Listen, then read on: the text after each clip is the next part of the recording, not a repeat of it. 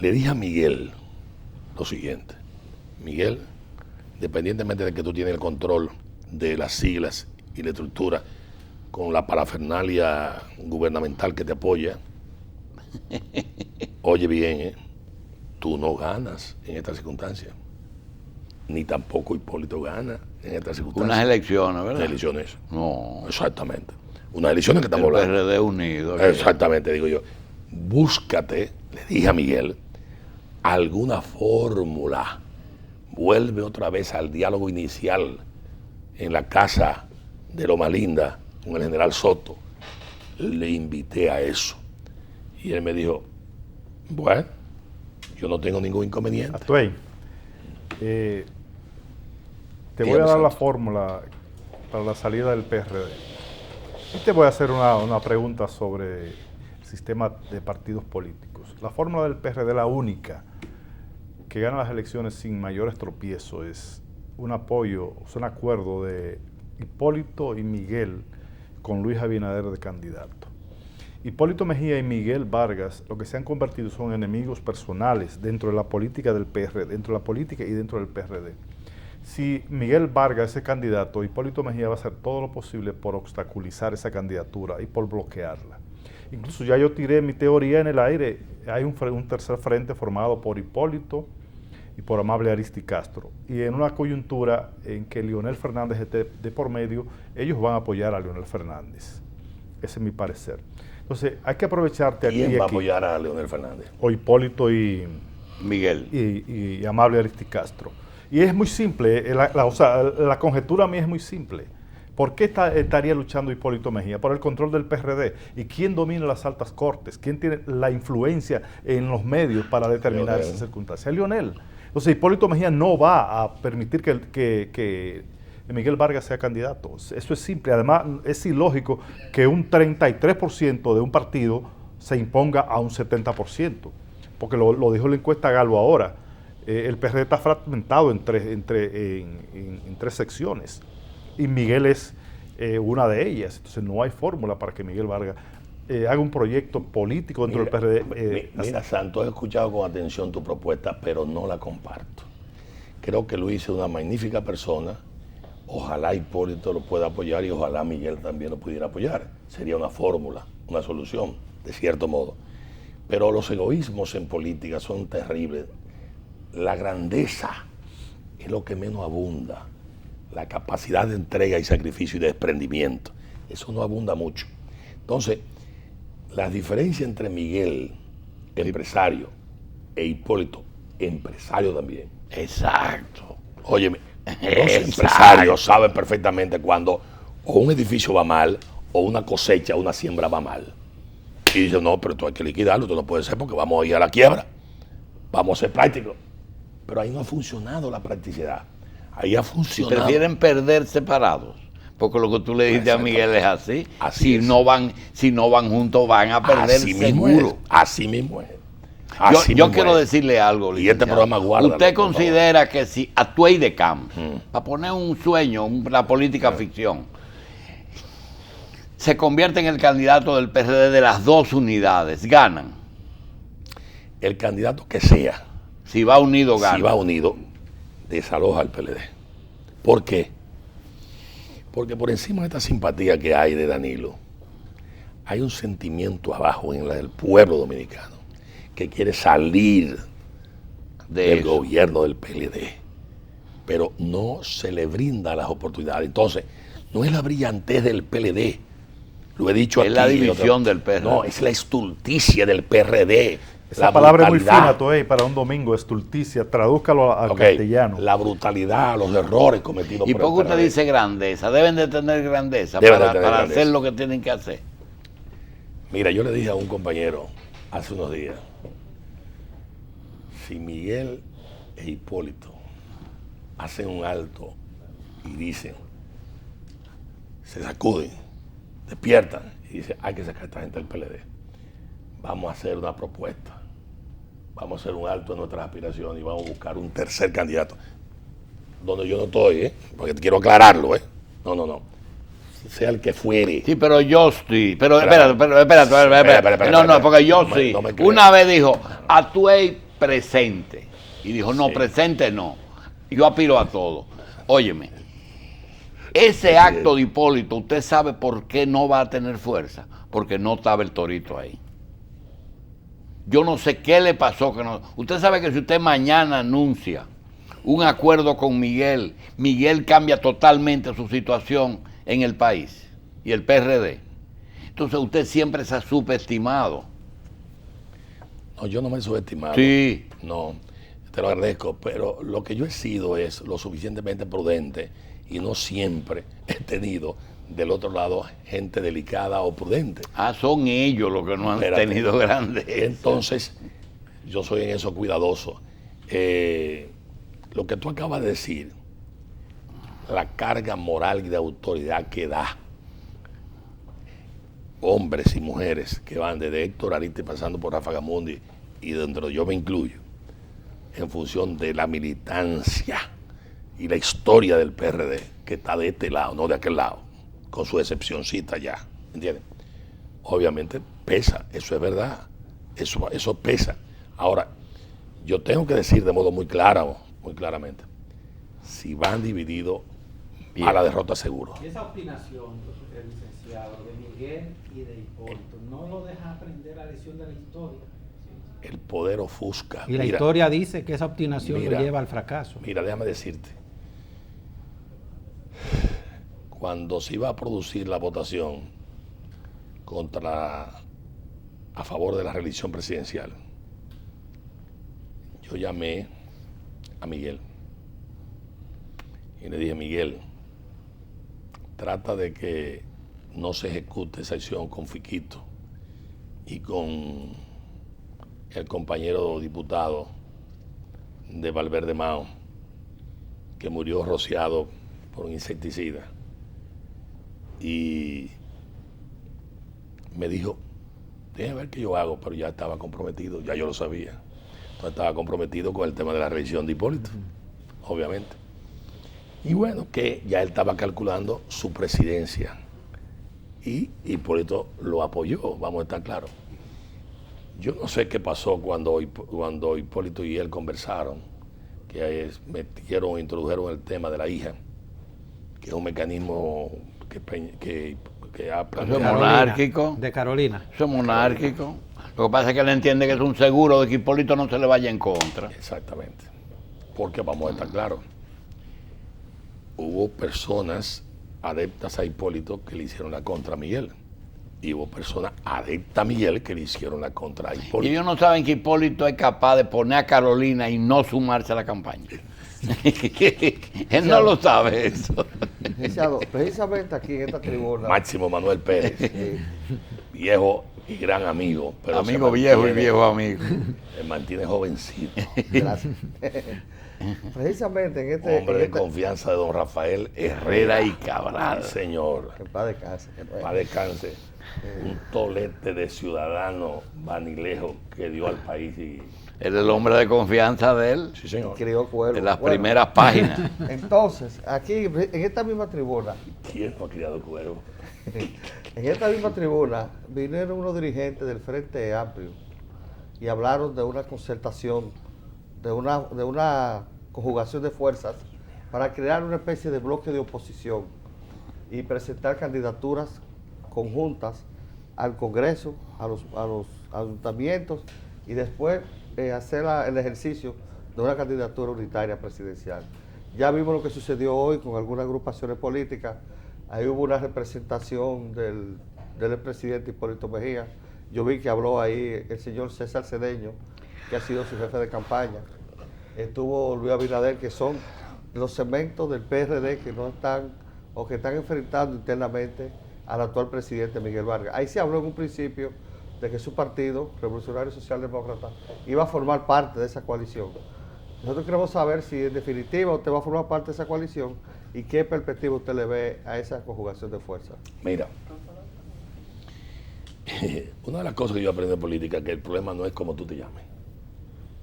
Máximo Manuel, Santo, Atuey, Julito, Solano. No, el problema no es como tú te llames. El problema es lo que tú representes y lo que tú hagas, básicamente. Muchas personas han entendido que Hipólito no iba a dar un paso de esa naturaleza si no se convertiría, porque dejaba de convertirse en una especie de sombra de Miguel. En el boicot, en términos de la convención interna, en esa especie de trabajo, él desgastaría a Miguel y entonces diera el salto de las organizaciones con el trabajo que en definitiva tiene que dar o que debió haber dado. Yo quiero mucho a los amigos de Falpo que de un modo u otro cambiaron de nombre y se convirtieron en Frente Amplio. El Frente Amplio que se produjo en Uruguay, el Frente Amplio que se produjo en Chile, el Frente Amplio de la Unidad Popular y el Frente que acaba de producirse con el Partido Comunista, con el Partido Socialista, con la Democracia Cristiana, con la Bachelet. En Chile hay una tradición democrática y una tradición ahora de dictadura con Augusto Pinochet, que no existía antes. Con Alessandri era un hombre de derecha, pero bueno, era otra cosa. El mismo presidente demócrata cristiano, padre de este otro que fue presidente. Alvin, Patricio. No, Alvin. Patricio Alvin, no, el anterior a él. Frei. Eduardo Frei Montalva. Frei. Bien. Había una tradición de gente de derecha que gobernó, pero con ciertos principios democráticos, de cierto modo. Yo vi en los escenarios, tuve la suerte de ver los escenarios de los aspirantes internos de ese sector y cómo se eligieron. Ay, Cristiana, si tú haces eso aquí, las heridas que quedan de los derrotados son terribles. Son terribles. Entonces, a mí me parece que Abinader y Hipólito en ese sector, más que ir a un debate si es que Hipólito va a aspirar y si Abinader va a aspirar, deben de llegar a un arreglo, porque someterse a un baloteo ahí y demás es fraccionar, es atomizar ese frente pequeño o grande, como quiera que sea. Entonces, lo digo con toda transparencia. Entonces, hay que tener cuidado. 2, nosotros no fuimos invitados a ese asunto. Cosete Álvarez hoy me llama y me dice, usted no, pero bueno, me digo, no, nosotros no fuimos invitados, no tenemos conocimiento, pero todo lo que sea de unidad, yo personalmente me alegro. Todo lo que sea de unidad. Si la derecha se quiere unir, la saludo. Si la izquierda se quiere unir, la saludo. Todo lo que sea sumar es importante, porque yo hice un peregrinaje con Eduardo Estrella. Licenciado, usted ahorita Un peregrinaje en donde visité todos los partidos y me di cuenta, entre otras cosas, de las dificultades y me di cuenta del por qué, en definitiva, ha habido problemas con las izquierdas en relación con una serie de hechos. Licenciado, ahorita usted dijo que tenía pautada una reunión con Hipólito esta semana. ¿Se Sí. dio la reunión? No, que tengo pautada para esta semana. Para la que viene. Sí. Quiere decir que todo lo que no sea PLD, usted lo ve bien. No. Si el PLD se unifica, yo lo veo bien y lo saludo. Todo lo que signifique unidad. Yo digo del PLD. Sí, del PLD. ¿Por qué usted habló con Miguel esta semana? Sí, pero yo todo lo que No sea... hablaron de unidad, pero Oye, hablaron. No, yo hablé de unidad. Ajá. Sí. ¿Y en qué quedó? Mira, es interesante. Cuando llegamos al lugar donde nos reunimos, el señor del edificio abajo, el que cuida, yo llego primero, me da un abrazo, compañero Atuey, Sí. Compañero. Sí, Seguro, pues, PRDista todo el mundo. Seguro. Fue el local del PRD entonces. Eso es PRD. Óyeme, y me dijo el compañero Atuey, no, tenemos que unirnos, háblese con Miguel, háblese con Hipólito. Yo estoy con... El portero. Sí, el portero. Y entonces yo me río y le digo, mira, en 5 minutos viene Miguel, tú se lo vas a decir. Sí, díselo a él, no a mí. Oye, y pasó así, Claro, no quería hablar. Yo le dije, mira, ven, habla. Díselo a él. Díselo, ven para que tú digas. Lo digo, el asunto. Ay, por el amor de Dios, tenemos que salir del PLD. Unifíquense y demás. La gente en el país lo está reclamando. en todas partes, en todas partes. Atuey, parece como que las aspiraciones de algunos sectores políticos no están en sintonía con la mayoría de la sociedad dominicana, porque en esta semana, según los resultados de la encuesta Galo, que yo confío plenamente en la ciencia para mediciones sociopolíticas, dice que el Partido de la Liberación Dominicana es respaldado por un 51.3% del electorado potencial y el PRD apenas un 21%. Se da la situación, sin embargo, de que el PLD no tiene candidatos, porque Lionel está bastante mal y el PRD está peor. Entonces, en este escenario, ¿qué usted cree que puede suceder en el 2016? A sabienda de que es difícil que Miguel Vargas ceda. Vamos a estar claros en eso, porque no va a cometer los mismos errores del pasado que le han salido muy costosos. Entonces, por el otro lado tenemos a ese partido que, si bien no tiene candidato, tiene la vocación y la voluntad, los recursos para seguir en el poder de manera indefinida. Don Luis R. Santos, Novelista. Politólogo y analista. Poeta. Y poeta. Politólogo, gracias por lo de politólogo. Óigame lo siguiente. Mucha gente era gnóstico. No creía, para vulgarizar el uso de esta expresión dominguera, en que Joaquín Balaguer iba a poder ser derrotado. Y un hombre de carne y hueso sencillo, que no era orador, don Antonio Guzmán, con una Sin gran abrir la maquinaria, boca. así mismo. Yo creo contigo y con Peña. Exactamente. No, me pasé 3 días para que produjera 2 párrafos correctos y lo hizo. Pero fue un gran trabajo en el Canal 9. Bien, don Antonio Guzmán.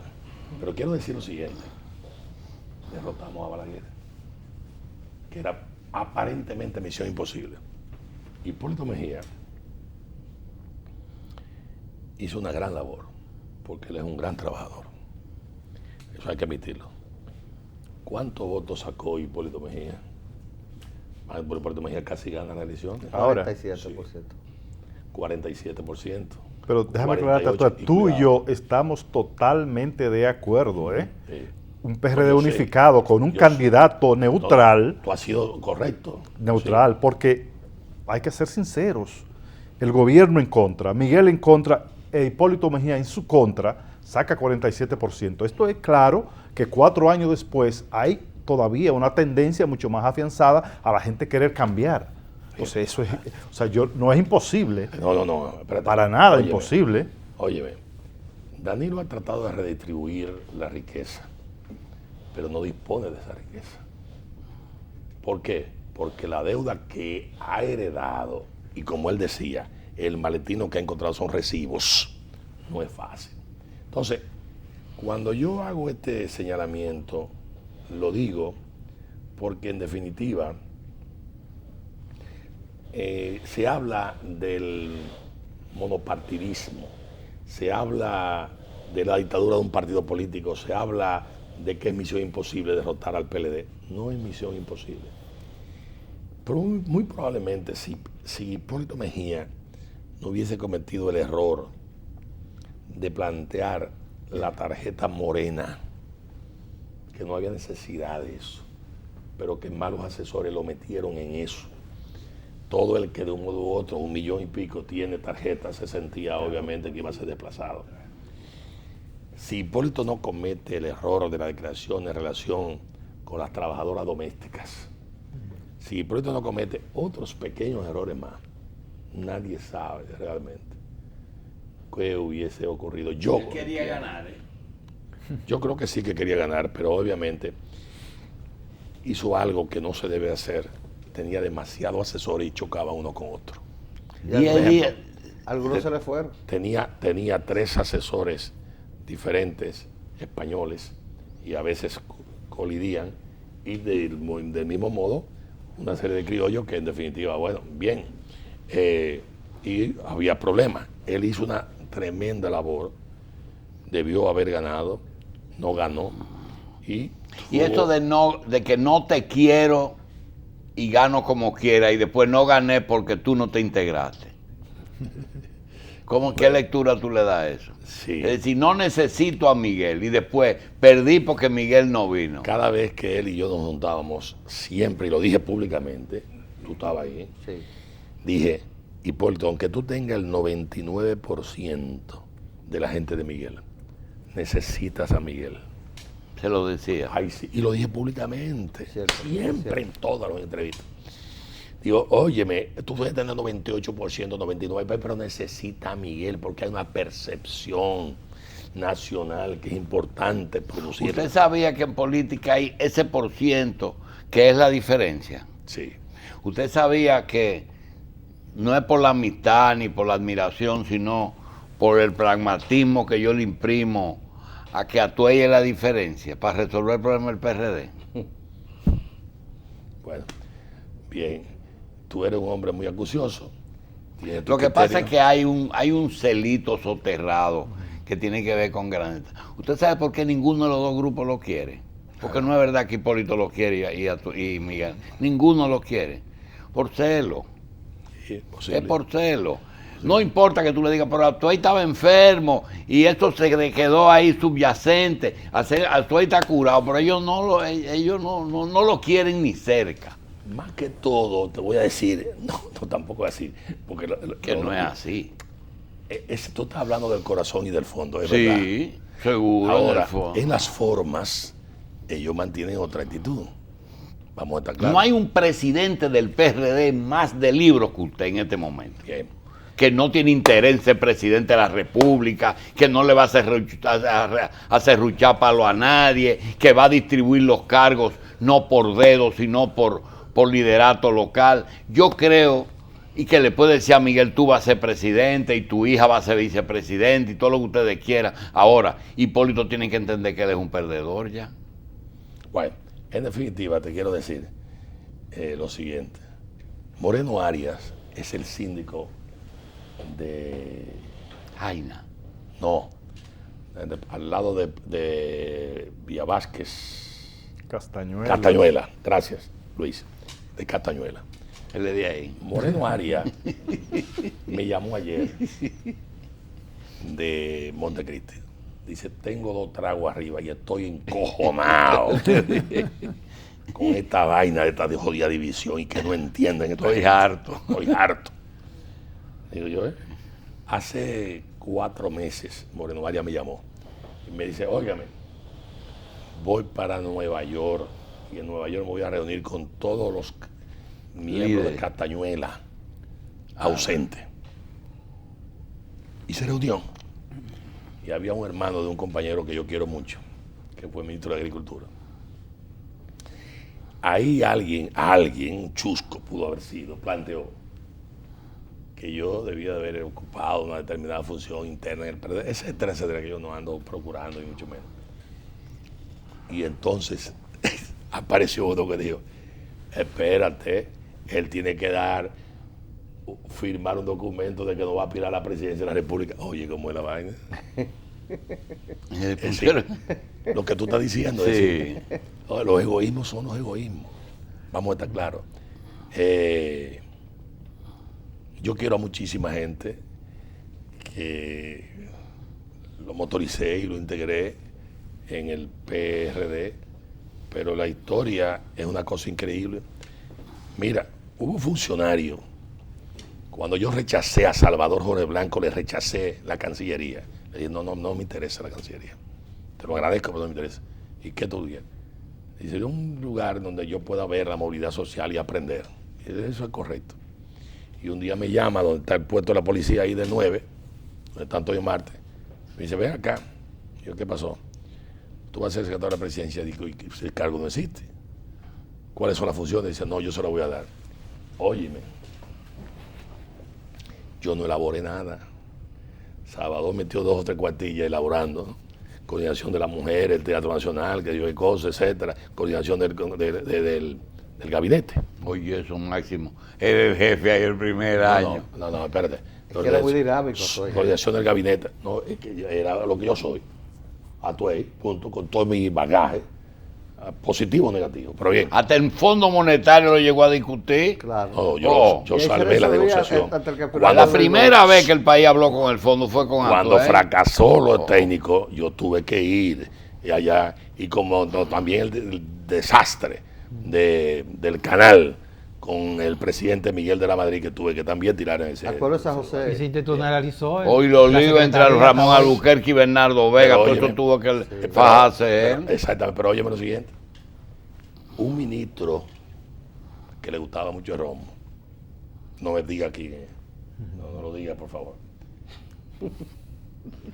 dijo en presencia de Salvador Blanco, porque Atuey de Can fue quien hizo esas funciones del secretario de la presidencia. Yo no había hecho nada de eso. Y Salvador tuvo que decirle, usted se equivocó. Atuey de Can no puso ahí ni una palabra. Fui yo como presidente que lo hice. Se metió un...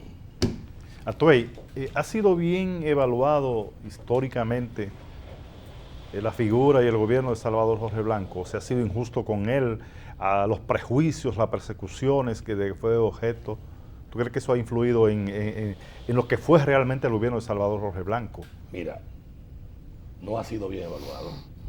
Sin embargo, el gobierno de Leonel lo evaluó bastante bien en términos internos y copió parte de las medidas procedimentales, aun cuando no las ejecutó. En eso trabajó Carlos Dore Cabral, que dicho sea de paso hizo un gran trabajo. Lo que ocurre es que Salvador Jorge Blanco cometió varios errores. Primero, yo nunca supe, y lo he sabido ahora después, que en un momento determinado, me lo dijo Johnny Morales, que era muy amigo de Salvador, y lo voy a decir aquí públicamente. Balaguer parece que había hablado con los médicos de Barcelona, que habían trasladado unos equipos para operarlo en Miami. Entonces, se produjo un sometimiento temerario sobre la base de unos depósitos en Gran Caimán, que es una barbaridad. Cuando a mí me quisieron hacer una pregunta sobre eso, yo le mandé a decir al doctor Balaguer que él sabe muy bien para lo que yo doy y para lo que no doy, que yo trabajo sucio no lo hago a nadie. Eso fue cuando se mató el ingeniero ahí en la puerta del hospital. Entonces, ¿qué aconteció? Aconteció que Balaguer mandó a Johnny Morales a ver oficiosamente, palabras textuales de Johnny Morales, Sí. a ver a Salvador, que era muy amigo. Habló con Oliva, entró, vio a Salvador y le dijo, el doctor Balaguer te manda a decir que necesita hacerse una operación y que él quiere que el impedimento de salida que le han puesto Se ha levantado. con el sometimiento lo levante. Y Salvador le respondió, me dijo Johnny, yo no lo sabía, ese es un tema de la justicia y yo no me inmiscuyo en eso. Ese es otro poder. Bien, cuando va donde Ya usted no estaba en la presidencia. no, cuando va donde Balaguer le dice, repítame otra vez. Bien, óyeme bello, tales y tales y tales, vayan en comisión oficial ahora, no oficiosa. Parece que cuando se presentó al despacho no lo querían recibir y demás, hasta que finalmente lo recibieron. Y cuando le plantearon el problema, Salvador Blanco le salió con el mismo planteamiento de que ese es un tema de la justicia. Entonces Balaguer mandó a retirar la acción médica y demás. Y por eso ustedes ven que cuando Acela y Salvador, se asila a Salvador Jorge Blanco, En y Venezuela. ocurre lo que ocurre en Venezuela, no en la embajada, ocurre lo que sucedió, Balaguer lo único que decía, eso es un tema de la justicia. ¿Tú sabes lo que Como dijo Atuey? sometimiento. ¿Tú sabes lo que A dijo? una ¿Tú sabes lo que pregunta. dijo Atuey? Venezuela no es una papita. ¿Usted se acuerda? No solamente eso, pero te Sí, voy a decir dijo, algo más. Venezuela no es una papita. No, Entonces, algo ¿cuáles más. fueron los otros errores, Atuey? Espérate, yo conocía perfectamente a Jaime Lucinchi. sabía de las aspiraciones de Carlos Andrés Pérez, sé lo que se estaba batiendo. Además, el canciller, mi amigo José Justo Guimber, había peleado con el embajador. Sí. Compadre, ¿cómo demonios usted comete la torpeza De pedir asilo en ese país. de asilar a Salvador Blanco ahí? Cuando un amigo que acaba de publicar un libro muy interesante, gran teórico, planteó el asilo, yo le dije, Salvador, si hace eso, te fastidias políticamente. Cometió un grave Si error. antes de la pausa queremos decir